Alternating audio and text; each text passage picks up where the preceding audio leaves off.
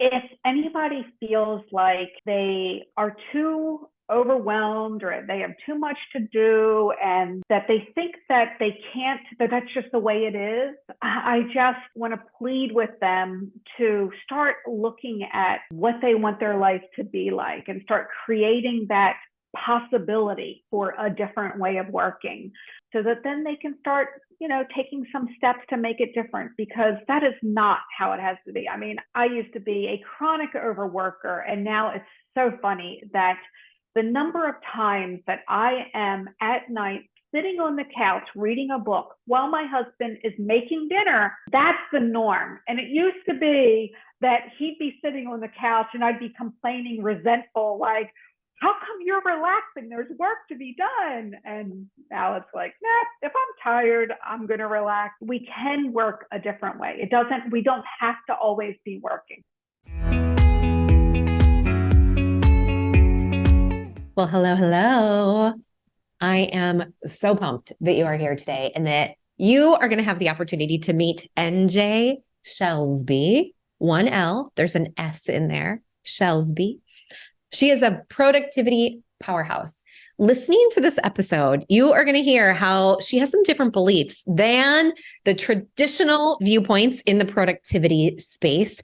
And we're also going to touch on some very specific examples. If you are feeling a little bit overwhelmed, if you're feeling like you got a little bit of clutter, a lot on your plate, distractions galore, shiny objects, you're going to want to listen to this episode because we've got some tangible things that you can start to consider and think through to shift out of that overwhelm, to shift away from shiny objects. As a wife and mother who once worked in an intense corporate environment, NJ has experienced firsthand the damaging effects of long hours and stress. After developing an autoimmune disease, she was forced to start working smarter, not harder. I know you may have heard that term before, but NJ does this a little bit differently. She helps women gain control, eliminate distractions, and focus on what really matters so they can achieve a new level of success and work fewer hours along the way. Let me know what you think after listening to this, listening, wherever you're hanging out with us to this episode. There are going to be some nuggets in there that might surprise you. There are going to be some nuggets that reinforce theories, thoughts, ideas that you might have had. And there may be some things that you want to explore and implement right away, just like I did. Near the end, I asked NJ a very specific question about something that I have been wondering about from a productivity perspective. And I hope this helps you too. With that, let's turn the conversation over to the fabulous NJ, productivity powerhouse. Here she is. NJ, I'm so happy to see you. Thanks for being here. Absolutely. I'm so excited to talk with you today. The best. You have some unique viewpoints. I'm so excited about this because I want to go right there and then, we'll circle back around. But you have a belief around work-life balance, and I want to hear it. Yeah, I do. Like, I hear these people all the time who are like, there's no such thing as work-life balance.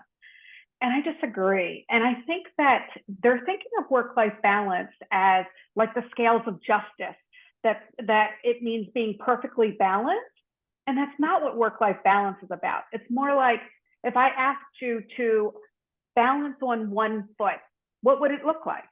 Right? Like you'd be, sometimes leaning this way, sometimes leaning this way. And it's all about, moving back and forth to keep from falling over. And that's work-life balance. It's about not, going to the extreme so that everything falls apart. And that means not sacrificing your health, your sanity, your relationships, not having those regrets 10, 15 years into the future because it was all about work. Wow. I love that visual. You're on one foot, like, okay, things are a little wobbly. It's not going to be perfectly balanced. Like, I'm not going to stand there every day. And actually I was doing Pilates this morning and I was like, oh, I'm falling over. I had the moves down and then I fell and then we just rebalance. We get right back up. But I love this because you can be grounded on that one foot. you're kind of wobbly. This is Yeah. okay.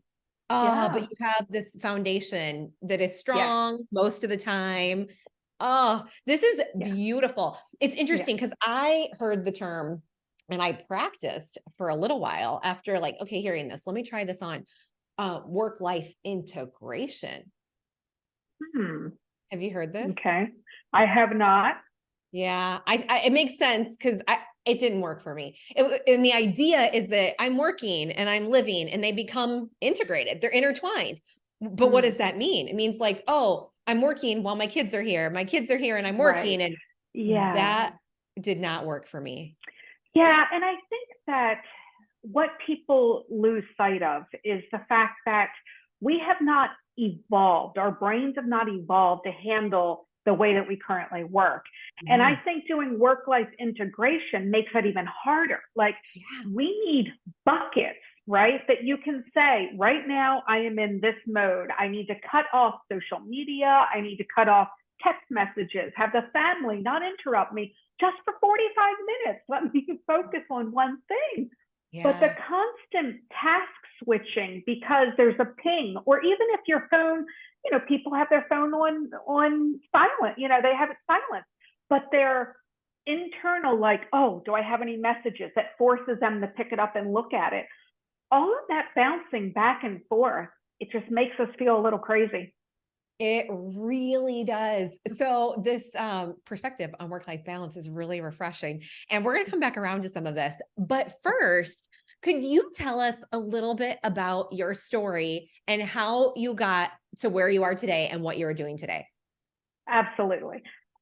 So I was in the corporate world, like very success driven. Failure was not an option, working long hours. And I mean, there were days I literally worked 24 hours straight. And two things happened in a short period of time that kind of started to wake me up. One was I came home from work late at night, everyone was in bed, and there was a note on the table from my son, who was about 10 at the time. And it said, Mom, how come I barely ever see you anymore? Now, Oh, squeezed my heart, right? Like, because I used to be a stay at home mom, and now here I am, neglecting my kid. Second thing that happened is I had a doctor's appointment. And on the way to my doctor's appointment, I forgot where the office was. Now, I'm not talking about it took me, 30 seconds to remember.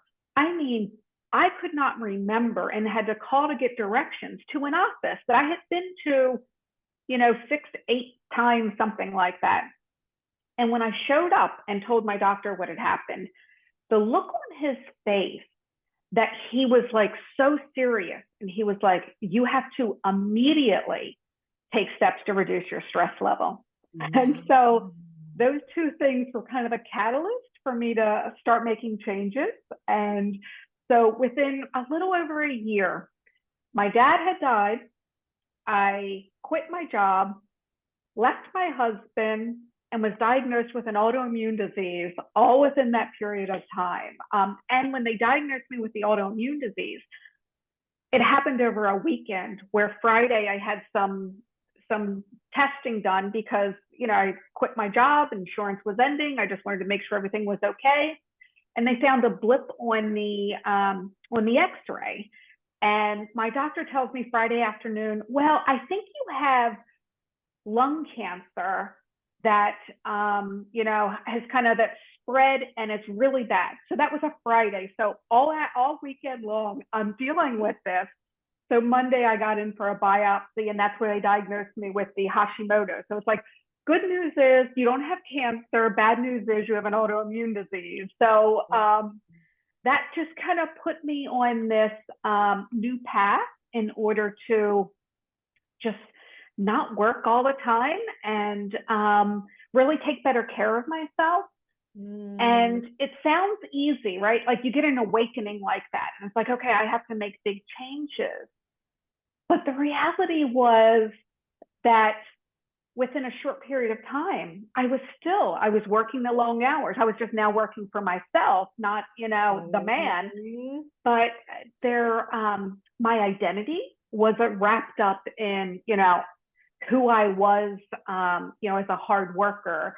There were all the internal things about, how people were going to respond and how they would feel if I didn't, answer that email right away, and just all that kind of internal stuff. And there was, this digital explosion of messages coming in and not having the boundaries in place. And so I don't have a lot of self-discipline. If that clickbait gets in front of me, I'm going to go down that rabbit hole. And so, there was just bad habits that I think we all have fallen into because we didn't know. Technology is actively trying to get our attention. And until we take the time to say, okay, where's my attention going and what can I put in place? What habits can I change? It's kind of like trying to walk a puppy without a leash on Memorial Day weekend when all your neighbors are grilling. Like, trying to get that puppy to go where you want it to go is virtually impossible. And so that's kind of how we are if we don't have, boundaries in place. And And you had a big catalyst. I mean, a series of catalysts to start to shift mindsets. Right. And I'm just thinking, mine, there were some significant moments as I look back in my life, like, okay, no, it's time for a change. I've got that moment when I was driving home from corporate. Also, I was like, oh, this is very similar. And I was driving home. Everybody was sleeping, 9:00 at night. There was a giant moon. I was like, why am I driving home from work? Why wasn't I sitting in my backyard with my kids looking at that gorgeous moon? And this is when I just I made a decision. Something's going to change. I didn't know what yet. Right. And I had to start shifting some behaviors and mindsets and make some new decisions. So it really started with exploration for me. Yeah. And I'm sure there is someone listening who's like, oh, I had a catalyst, or it's not always a big catalyst. Sometimes when I made shifts in my life, it's just something that's percolating. It's just this idea, like, I don't want to live like that. I want to live like this. Right. How could I do that? So again, I started exploring, but how did you mentioned that you're like, okay, it wasn't so clear. It wasn't so easy because you had these behaviors that were ingrained in how you live. Yeah. So how did you start to make shifts from the old identity to the new? Yeah. Yes. I mean, it was a huge study in personal development. And I think my impression, I mean, we've known each other for years. My impression is you're a pretty disciplined person. You seem very self-controlled. Like, if you say, oh, this would make sense, I'm going to do that. You seem very able to do that. That's not me. I am the opposite of that. I am ADHD, which means I don't do well with routines. I resist routines. I have, are you familiar with Gretchen Rubin's work, The Four Tendencies? Yeah, I really like that book. Yeah, you're probably an upholder, aren't you? Oh, I can't remember. I know I am not the person who needs others to hold them accountable. It does not work. And I'm a terrible accountability buddy. Yeah. Well, I am the rebel, which I resist all expectations, internal and external. If I put something on my to-do list, I immediately get this like inner resistance to doing it. If I try to do very stringent, very strict goals, huge resistance. Like, I have my worst business years when I try to go into that mode. Yeah. I had all of that stuff working against me. And then now having an autoimmune disease, I have Hashimoto's, which is an autoimmune disease of my thyroid. And so when I'm under too much stress, working too hard, or eating the wrong things, and it gets activated, I'm like foggy headed, I'll get depression, anxiety. And so I've got less available time to work.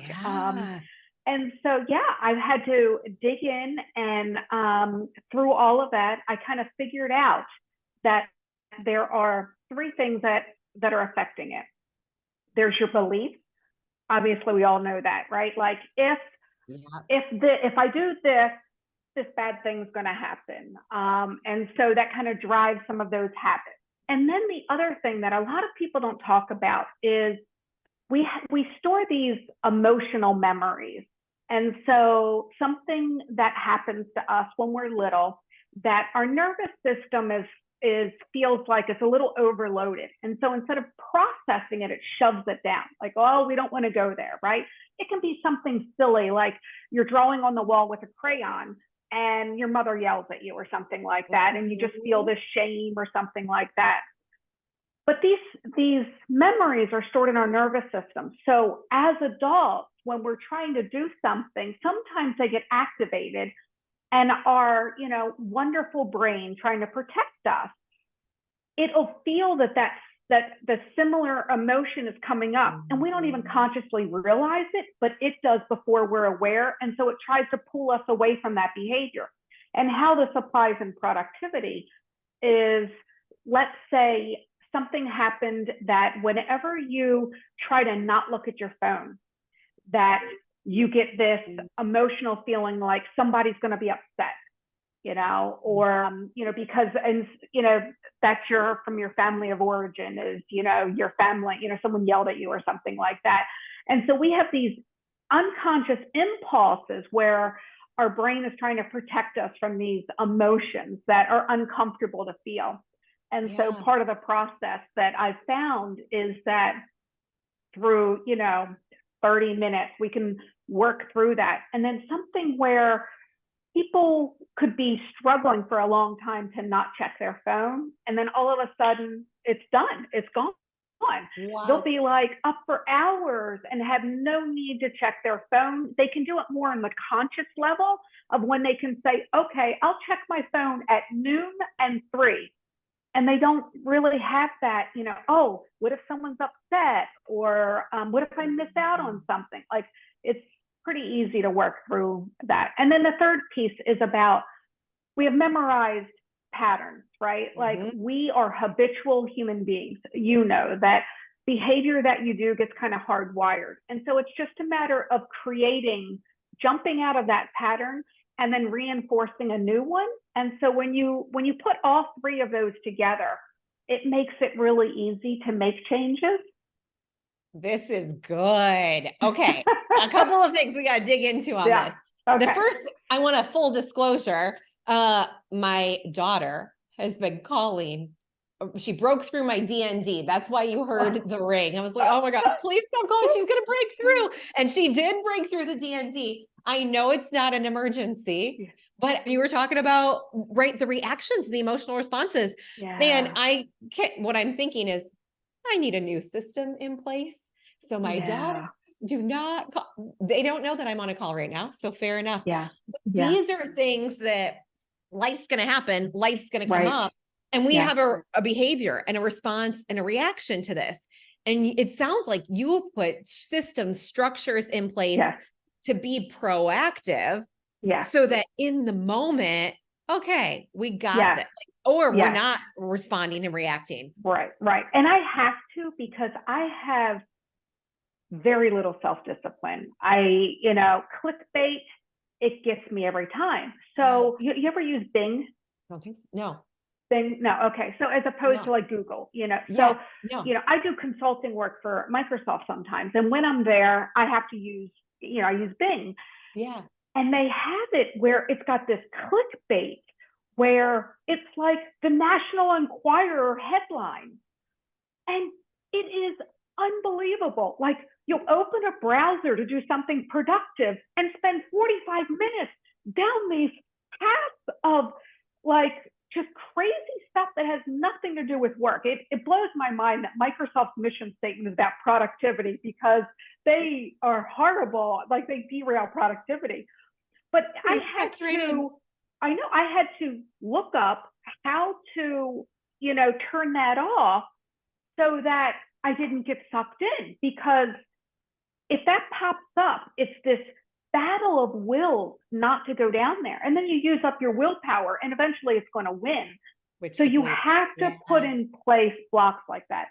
I unsubscribe to emails. The ones that I don't want to unsubscribe to, most of them are automatically filtered so that they're not in my inbox. There's very little that shows up in my inbox, because if it's there, it's so seductive, right? And especially today, people are so good with sales letters. I mean, it used to be, very few people knew that psychology of influence. Now everybody does. And if you're like having that stuff show up in your inbox, it's this it's like trying to be on a diet and having a plate of brownies right in front of you. Like, obviously, we wouldn't do that. But if you don't put boundaries in place to keep that stuff out of the front of your face, that's what you're doing. Oh, so good. And it's true. Like cupcakes are the one thing. Cupcakes, brownie, you put baked goods in my kitchen and the kids go to school, they will be gone when they get home. Yeah. So you put these things in place to, set up systems and structures. But, and you also talked about the internal. So I would look at those. Do you think these boundaries and structures that we were just talking about is more the external? Yes. Yeah. So there's all of this external stuff that is, it's just trying to steal your attention. And so it's about putting boundaries up so that you don't have to deal with the constant, pull on your willpower not to go down that path. Or part of it's willpower, part of it is decision making. Like, we can only make so many decisions. And when your decisions are being used up all day long with these little, oh, should I respond to this text message right now? Is this urgent? What should I say to this person? You can't do that. Yeah. And then the internal stuff is dealing with, stuff like, I have ADHD, I get depressed, like at least once every 6 weeks, I'll find that, I have a chemical thing that happens and I'll be depressed and unmotivated. And so having to get myself to work through that, so that you have to be able to prioritize what are your real and true priorities. But internally, that stuff can get to the point that it's not your true priorities, whether it's that fear of missing out, fear of failure, fear of somebody being upset, or lack of, needing a dopamine hit, or any of these kinds of internal things that'll have us working on the wrong thing. So if I'm sitting here thinking like, oh my gosh, some of those hit, like, oh, fear of failure, or whatever, like, oh yeah, those dopamine hits, they're up all day, right? The internal struggles. How would someone audit and go through, or how do you do that with someone to go like, all right, let's identify the internal struggles that are coming up? Because sometimes those are less, they're harder to spot sometimes because they're tucked in our subconscious. Yeah. And so the way that I identify them is just very easy. It's about what's the behavior that to change that is going to give you the result. And then it's a matter of that resistance to doing that behavior. That just totally uncovers them. So if, for example, like logically, it's like, okay, don't check your social media until 4 o'clock, but you have a problem doing that. It's like, okay, well, what would be the worst thing that would happen if you didn't check your social media until 4 o'clock? All of a sudden, that's where your internal stuff is going to come up. Oh, that's so good. So that space between, we're going to try this. What's the worst that can happen? Okay. And then what if somebody posts something and I missed it? What if a client tags me in? Yeah. And that stuff is so easy to get through. And normally when I work with someone one-on-one as a coach, like, we'll just go through those, I normally start with like a VIP day, and then we just go through, and it's whatever theirs are that are getting in place of the good habits that would make them, much more focused and give them that focus time. Any kind of resistance they have to implementing them, we just clear all of those out. And then they're out of overwhelm. They've got buckets of focus time, and they just get to it. And then we'll do a couple of follow-up sessions, anything that comes up that we weren't able to deal with. And that's it. They're good. They're done. They move on. So dang good. I love the speed at which you move to. Like, we can take care of this. It doesn't have to take years to reset.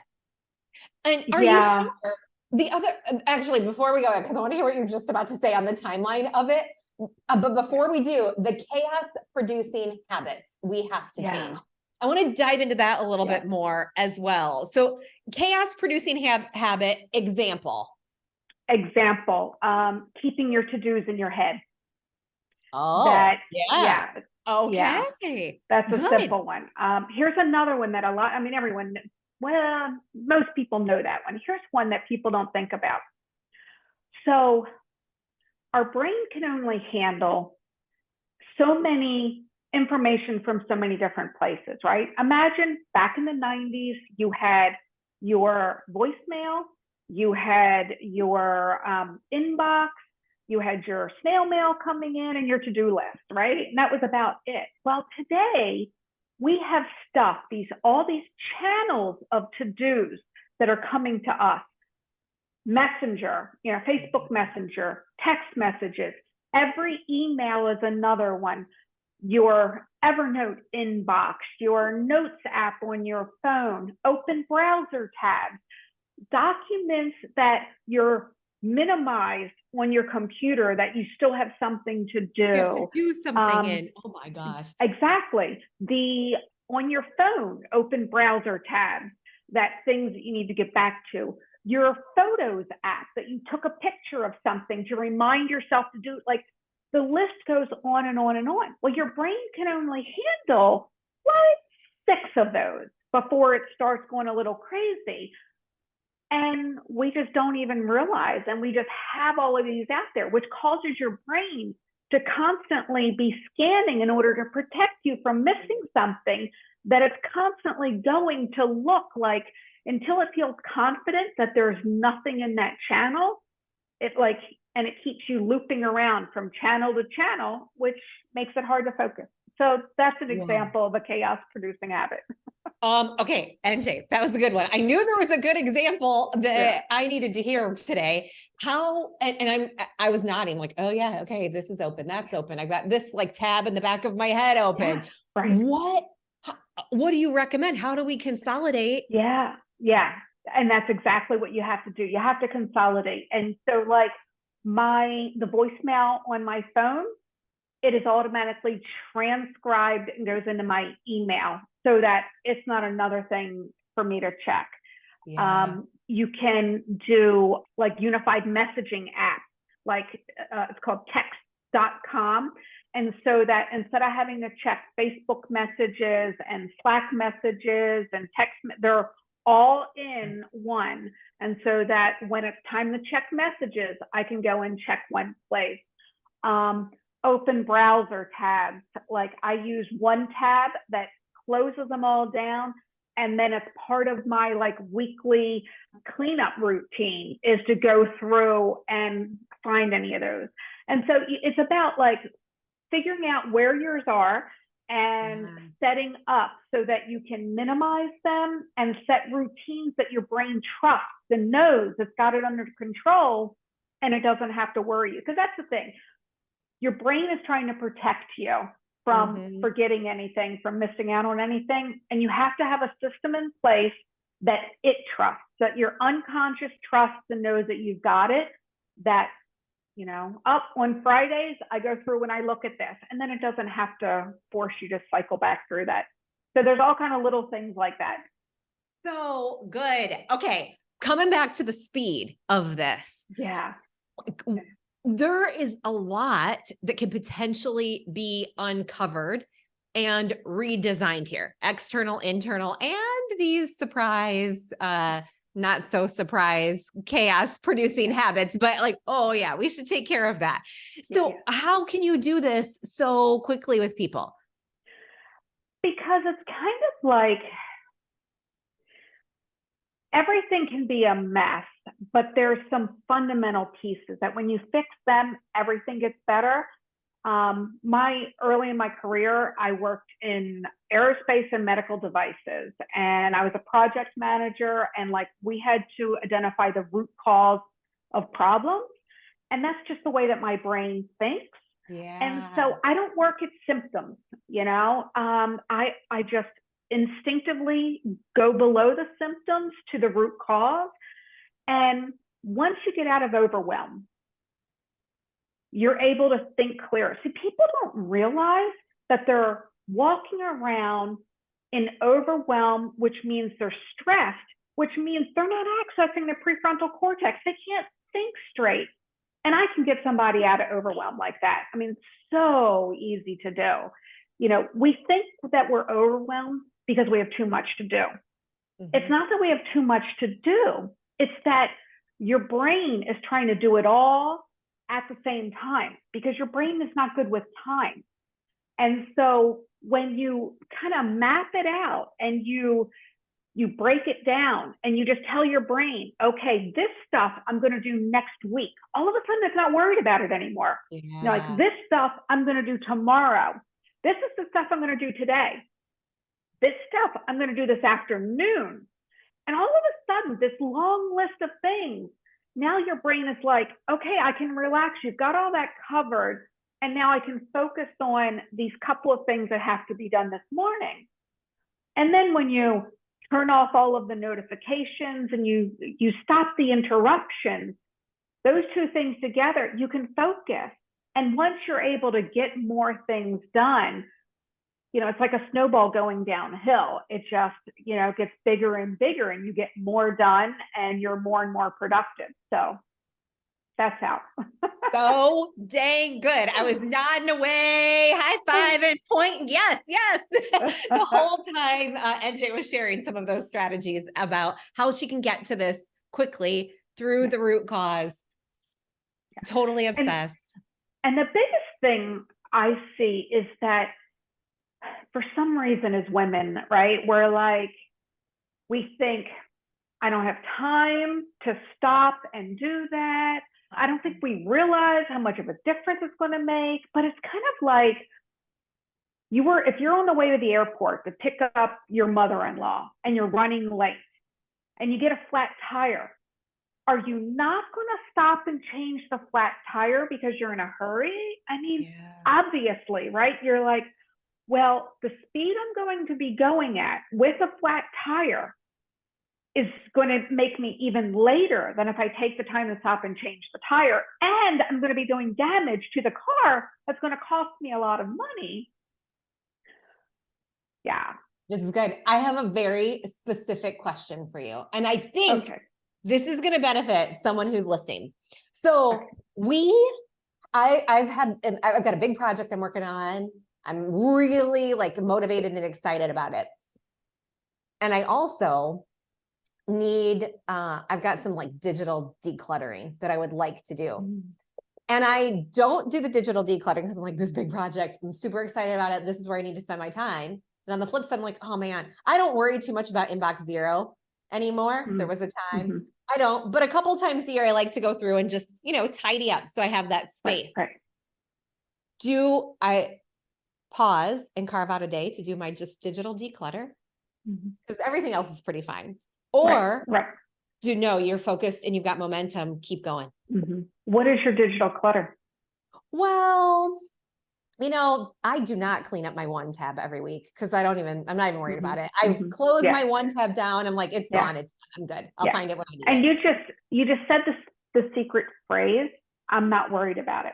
Oh yeah. So if you're not worried about it, you don't take the time to do it. But here's one of the things in regard to digital clutter that is a priority. There's resources that we need to do our active projects. And we don't realize how important it is to have those handy. The number of times that you want to work on a project and like, oh, where's that information? And you have to, you don't want to have to find the information. So if the information that you need to work on that current project is not in a place that it's all together and neat, I would put aside time just to do that portion of it. I love this. It's funny. A part of one of the exciting projects I'm working on right now, I was like, oh, this is kind of all over. So I did just that. I created our mini playbook for this specific project. I'm like, what is everything I need? So I have one document to open. Yep. And then it's all there. Yes. And NJ, you just answered it. If you're not worried about it, let it go. Right. Yeah. But if it keeps coming up and it's a distraction, then Or if it's something Yes. I need, then spend, Yes. a couple of Yes. hours to get Yes. that done. Yes. Yes. And any new projects kind of have a system. I use Evernote, and I use Evernote at home and for my business. But if I'm doing consulting at Microsoft, I use OneNote for that. Yeah. But same process, that each project has a page, and if there's links, Microsoft is huge. That anything that you work on, there are 10, 15 links. And it's amazing how many people, you see messages all the time that they'll Teams message someone, where's the link for this? Where's the, like, Bring really? it together. Like, exactly. Yeah. It just, to me, it's common sense.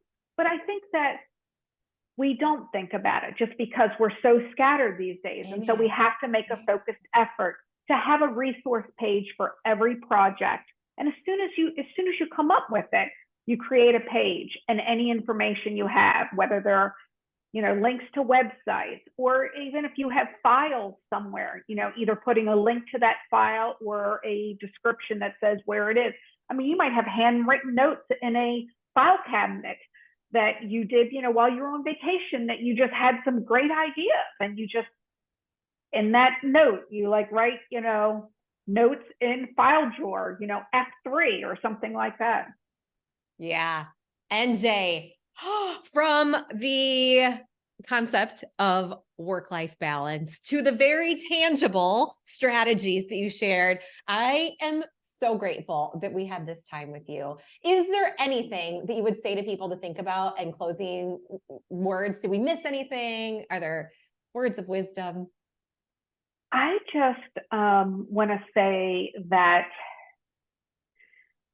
if anybody feels like they are too overwhelmed, or they have too much to do, and that they think that they can't, that that's just the way it is, I just, want to plead with them to start looking at what they want their life to be like, and start creating that possibility for a different way of working, and just really seeing that, and seeing that as a possibility, and desiring that, so that then they can start, taking some steps to make it different, because that is not how it has to be. I mean, I used to be a chronic overworker, and now it's so funny that the number of times that I am at night sitting on the couch reading a book while my husband is making dinner.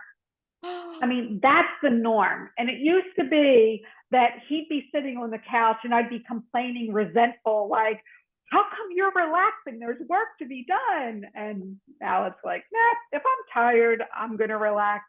So we can work a different way. We don't have to always be working. So dang good. NJ, where do people find you? NJShelsby.com. And if anybody is really feeling overwhelmed, I have a exercise that it's a video that kind of steps through, that process that I briefly kind of talked about how you categorize the tasks.